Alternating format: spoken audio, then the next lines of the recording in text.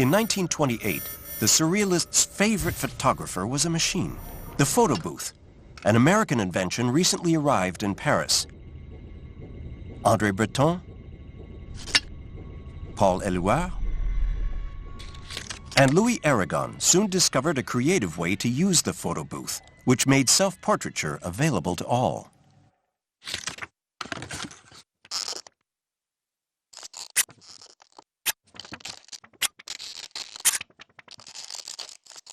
In these passport photos, surrealism has two faces.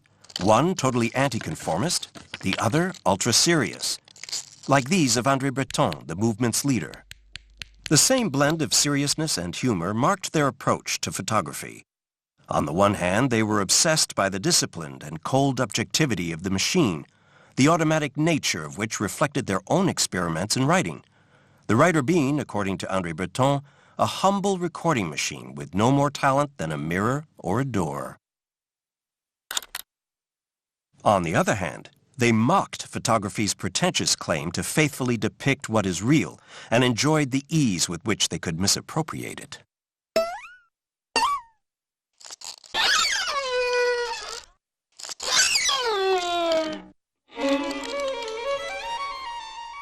Man Ray.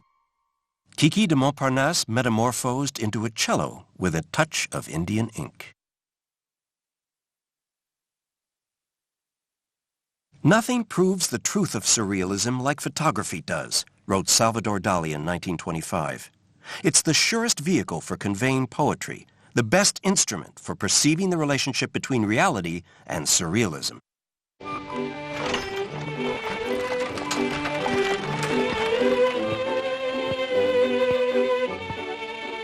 As a raw document, a photograph was able to capture the unintentional poetry of painted funfair scenery. An unplanned meeting captured by Man Ray, or the Chat Botté or Puss in Boots, and the Marquis de Sade on a street corner in Antibes, or an oddly dressed pharmacy window.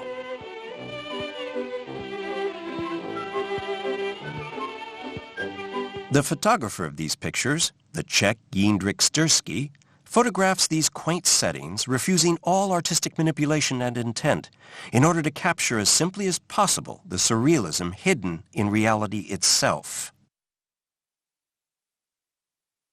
The only sign of his presence is the barely visible reflection of his body, seemingly struggling to support the bearded dummy's head.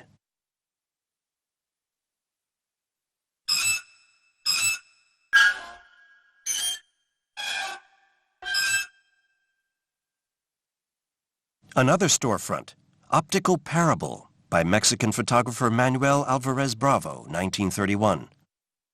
Nothing seems to escape the view of the artificial eyes that fill and define the framing.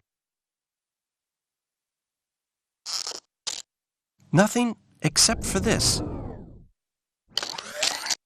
The photo was printed back to front. The photo of the storefront is merely a reflection. That's the meaning behind the parable. Photography is not the true image of reality it claims to be. The world it shows is a trick.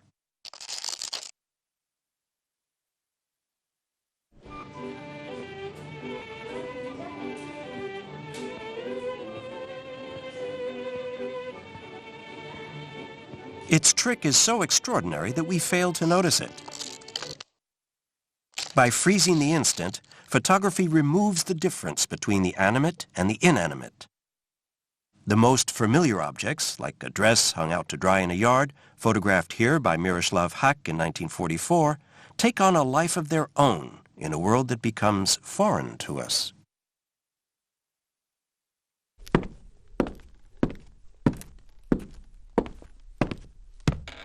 A world inhabited by ghosts. This one, by Marcel Marian in 1952, is entitled Staircase Spirit. In such images, there is no human presence, as if the world of objects were waiting for us to be gone before revealing its troubling strangeness. But sometimes that's not enough. To catch the statue of Marshal Ney in Paris by surprise in 1932, Bresson had to wait for nightfall.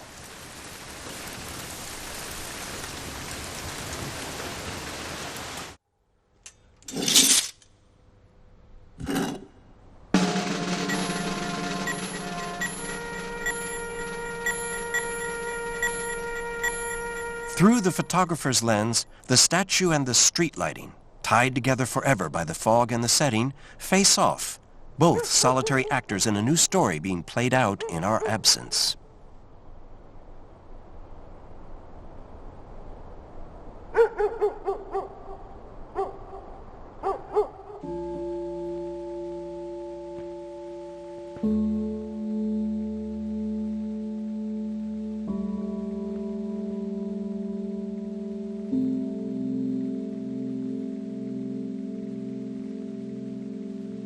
Man is sometimes allowed into this world of objects, but only as one of the objects.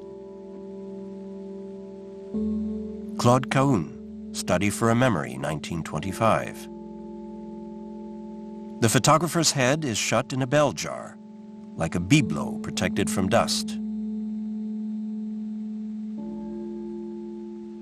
Curiously, the same idea appears in a 1930 photograph by Man Ray in the review Surrealism at the Service of the Revolution and entitled Hommage to Sade, not to be confused with another Man Ray photograph later in the same edition, Monument to Sade.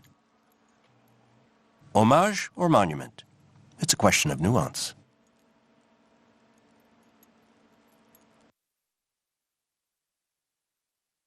Headless bodies or bodiless heads? One way or another, surrealist man is always cut along the line that passes between the body and head, between instinct and reason.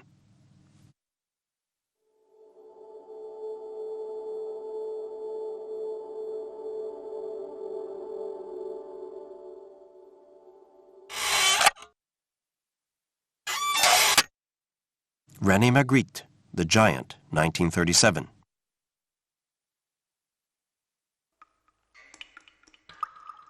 Two more headless figures, photographed in 1935 by Dora Maar. The first has lost his head in a manhole. Realism itself, captured at the right instant, cuts him in two.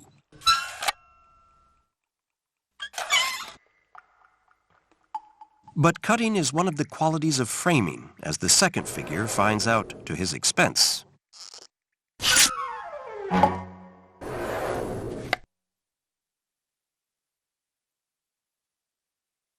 Livorno, 1936.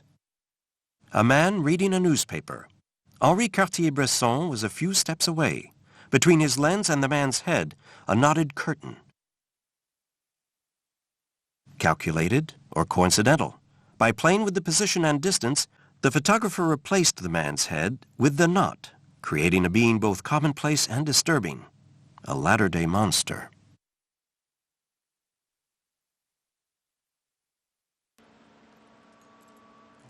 In 1936, André Breton published Beauty Will Be Convulsive in the review Le Minotaur, an article defining surrealist aesthetics, illustrating it with a photograph by Man Ray, for which Breton himself had found the title, Explosant Fixe.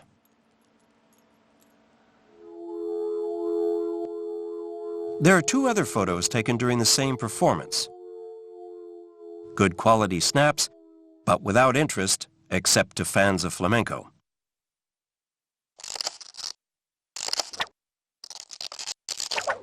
Explosant Fixe, however, is a picture that a good technician would consider failed. The movement, too fast for the camera's settings, is out of focus. But this imperfection, intentional or not, we'll never know, frees the image from its context. It's no longer the dancer Prue de Pilar that we're looking at, but movement itself, energy, captured, fixed in its purest state.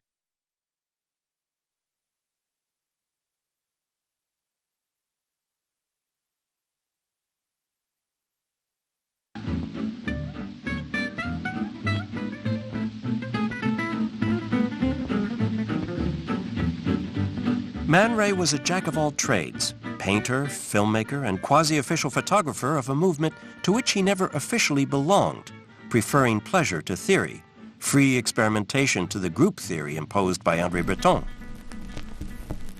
Return to Reason, 1924. Man Ray observed the play of light and shade on an egg box, then on the breasts of his model, Kiki de Montparnasse.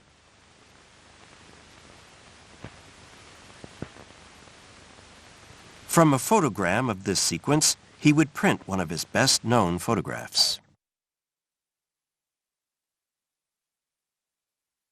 Frozen, the lines of shade take on the savage air of a ritual mask or the coat of a big cat.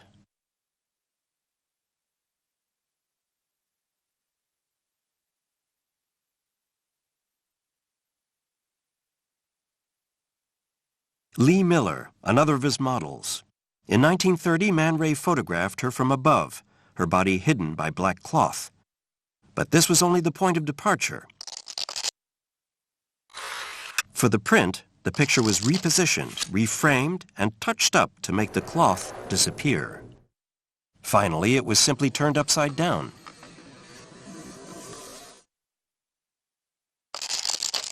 The familiar facial features remain, but out of place. Lee Miller has become a humanoid from an unknown species. Conversely, Lee Miller photographed from below, her head thrown back. The photo was then reframed, making the model's real pose incomprehensible. The title? Anatomy. The photograph acts as a scalpel, cutting away appearances to reveal a mass of flesh and muscle, somewhat mysterious and completely phallic. To a rather kitsch photo of a face covered in glass tears, in the darkroom, Man Ray reframed it and blew up the detail.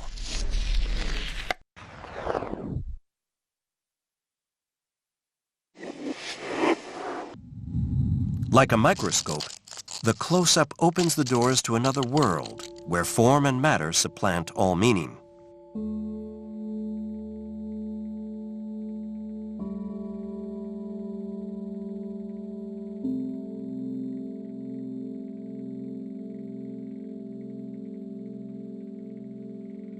The noblest of animals has, however, a body with feet, by which I mean it has feet, and these feet live an independent life that is ignoble, wrote Georges Bataille in 1934, in text accompanied by photographs by Jacques Boiffard. Here the close-up isn't used, as it is by Man Ray, to surprise or seduce, but to shock, by showing us what we have no desire to see, the base matter of which we are made. It's an attack on good taste, a new way of freeing the eyes.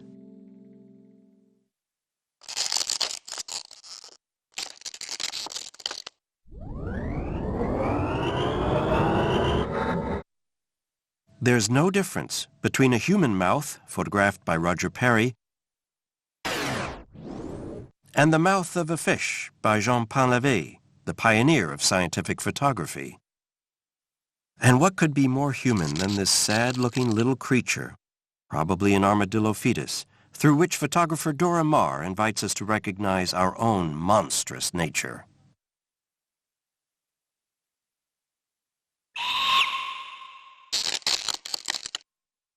Jean Painlevé, self-portrait superimposed on a photograph of a spider, 1929.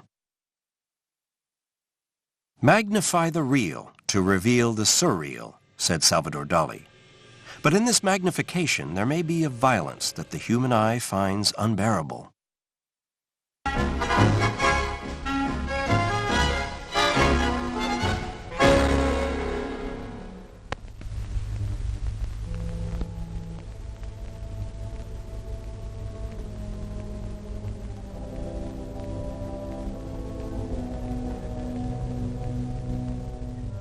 Then what answer is there, other than closing our eyes and seeking refuge in an interior world? That's the flip side of surrealist photography, the real attacked by the dream. Optics and chemistry no longer reproduced, but dissolved the world's solid forms.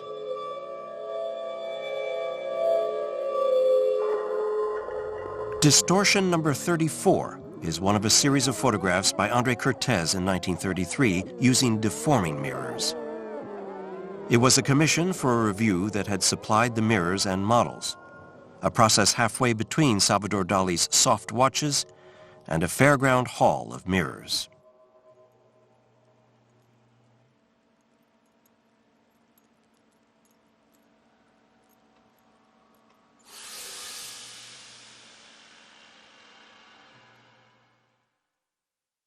Simpler, yet even more disturbing, another reflection photographed by Raoul Ubach in 1938.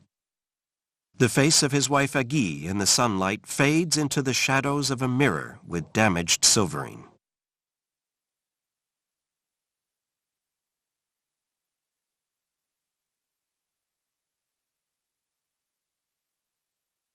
Photography itself can become a mirror in which reality joins its reflection. Moi et Moi by Arthur Harfou. The doubling up is obtained by exposing the same negative twice. In the 19th century, this process was called ghost photography. But there are no ghosts in this photo.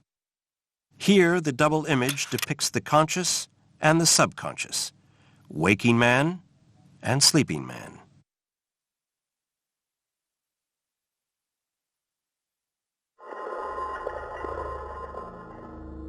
You can also take two different negatives and superimpose them during printing, as Man Ray did in 1921.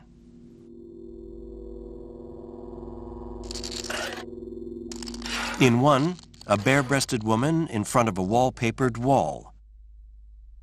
In the other, the poet Tristan Tzara at the top of a ladder, an axe suspended above his head.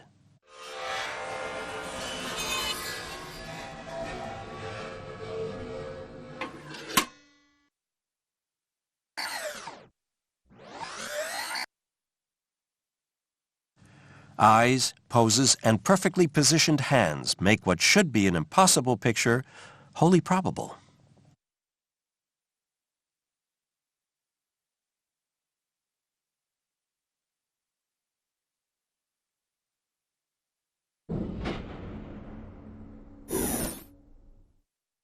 If you briefly expose a print to light while it's being developed, it produces solarization, the partial inversion of light and shade.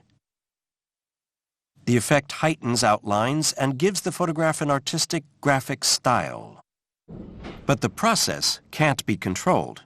Chemistry does what it likes. As the title of this 1929 solarized photo by Man Ray so aptly puts it, the primacy of matter over thought.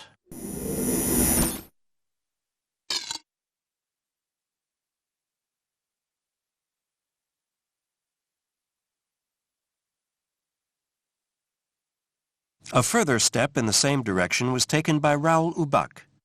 Brûlage, or heatage. The negative plate is heated intensely, causing the emulsion to melt. As Ubach said, it's a destruction reflex, the total dissolving of the image towards the absolute informal. I treated most of my negatives this way. The result, more often than not, was disappointing, save for one with a woman in a bathing suit who turned into a stunning goddess. La Nébuleuse, 1939.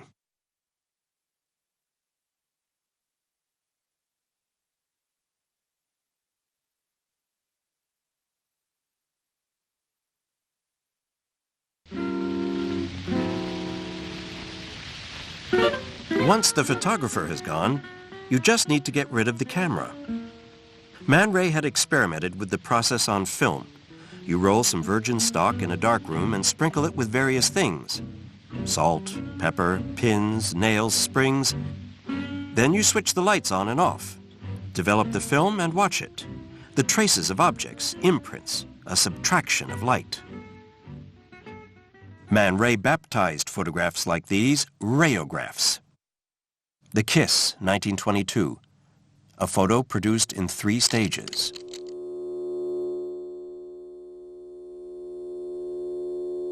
First, the hands, placed on a large glass negative in a darkroom.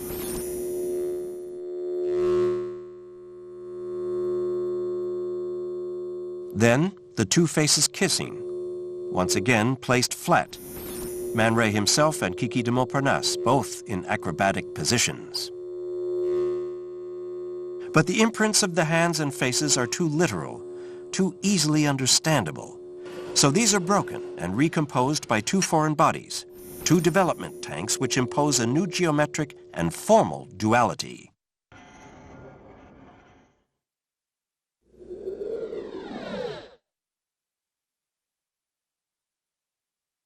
We went to the antipodes of photography, Man Ray wanted to rid it of all references to reality. "I looked for surrealism in realism itself," wrote Brassai, author of this 1932 photograph, The Phenomenon of Ecstasy. But to follow through this search for the surreal, one picture, however beautiful, would not suffice.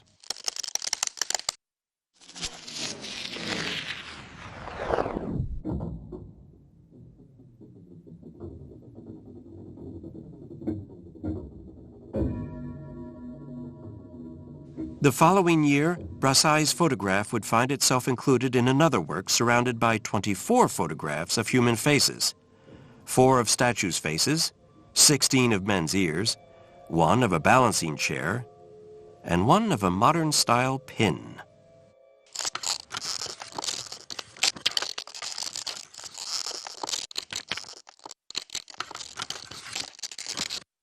The Phenomenon of Ecstasy, 1933, photomontage by Salvador Dali.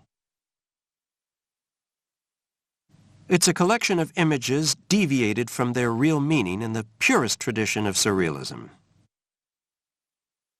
The photographs of angled faces evoke ecstasy in a direct way. The others are more enigmatic. The ears, borrowed from Alphonse Bertillon's police identity photos, only take on meaning once you know that Dali believed the ear was the one organ in constant ecstasy. The group of 3 people is a pornographic photo with the bottom cut off. The pin is a phallic symbol. The chair, one of Dali's works photographed by Man Ray, is there to echo the angled heads. The images are assembled in a parody of a synoptic tableau, which gives fantasy an air of discipline. Here, beauty is not the aim. What counts is the shock between fragments. Not even Brassai's photo resists the brutality of the cutting and splicing that nothing can hide. We're not meant to see the reality of each picture, but the reality of their montage.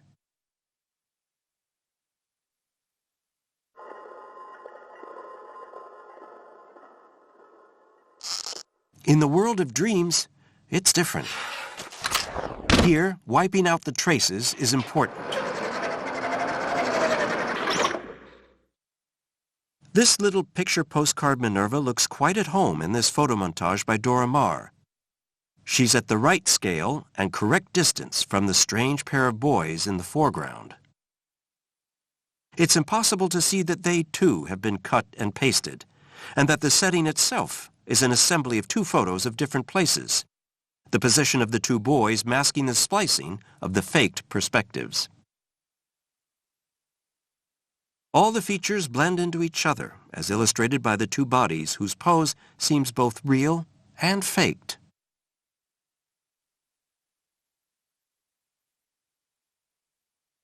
Nothing can be more removed from the elaborate dreamlike scene of Dora Maar than the seemingly apparent realism of this photograph by Jindřich Stursky. And yet, everything rests on the meticulous adjustment of 2 planes. The real plane of the dais with the chair and instruments left by the musicians, and the imaginary plane of the painted backdrop. Stursky joined the 2 planes by fixing the height of his camera in such a way that the top of the chair coincides with the wire of the tightrope walker, bridging the gap between our world and hers.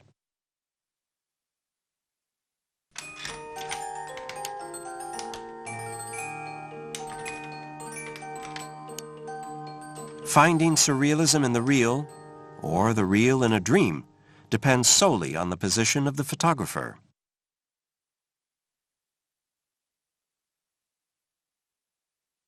And, as the surrealists loved misappropriation, to conclude we shall take the liberty of pirating this vessel, shot by Dora Maar for a hair lotion ad, and dedicate it to all those who, according to André Breton, safely sailed the ship of photography through the almost incomprehensible swirls and eddies of images.